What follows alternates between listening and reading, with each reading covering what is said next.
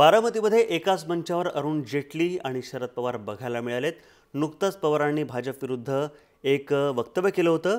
बारामतीमध्ये खूप काही शिकण्यासारखं आहे, आम्ही बारामतीमध्ये शिकायलाच येतो असं वक्तव्य केंद्रीय अर्थमंत्री अरुण जेटली या ठिकाणी केलेलं आहे। याआधी पंतप्रधान नरेंद्र मोदी बारामतीत आले असतानाच त्यांनी हेच वक्तव्य केलं होतं। तसंच शरद पवार यांनी यावेळी भाजप सरकारवर कोणतीही टीका केली नाही। भाजप आणि राष्ट्रवादीच्या वाढत्या जवळीकीबद्दल नेहमीच चर्चा होत असते। जेटली शुक्रवारी रात्री शरद पवारांच्या गोविंदबाग निवासस्थानी अरुण जेटलींचा मुक्काम होता आणि त्या ठिकाणी त्यांची जेवणाची व्यवस्था सुद्धा केली गेली होती।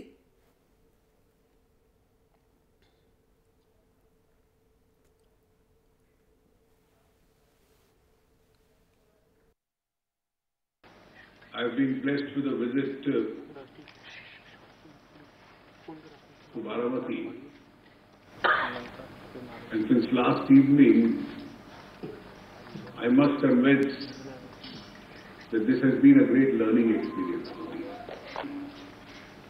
Pawar Saab has literally for the last 40 to 50 years grandfathered this area.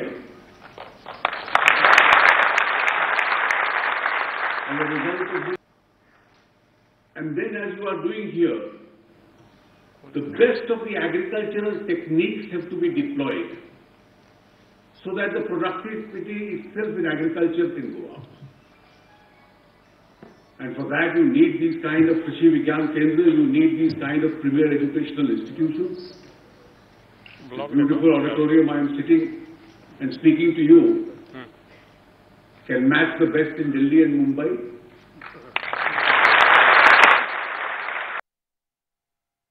राज्याच्या काही भागामध्ये दुष्काळाचे संकट आहे आणि त्याचा परिणाम शेती उत्पादनावर झालेला आहे। अलीकडच्या काळामध्ये सातत्याने आपल्याला वाचायला भेटलं की ऊसाचं पीक घेणारे लोक अधिक पाणी घेतात।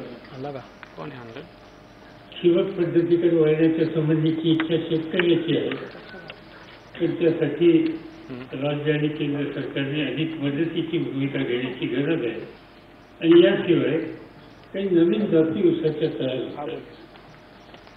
गेल्या महिन्यामध्ये वसंतदादा शुगर इन्स्टिट्यूटच्या वतीनं एक तज्ज्ञांचा संच मी इंडोनेशियाला पाठवला होता आणि इंडोनेशियामध्ये एक नवीन ऊसाची जात तयार केली की तिला 8 महिने पाणी लागतं। 4 महिने पाणी नाही दिले तर तो ऊस टिकून राहतो।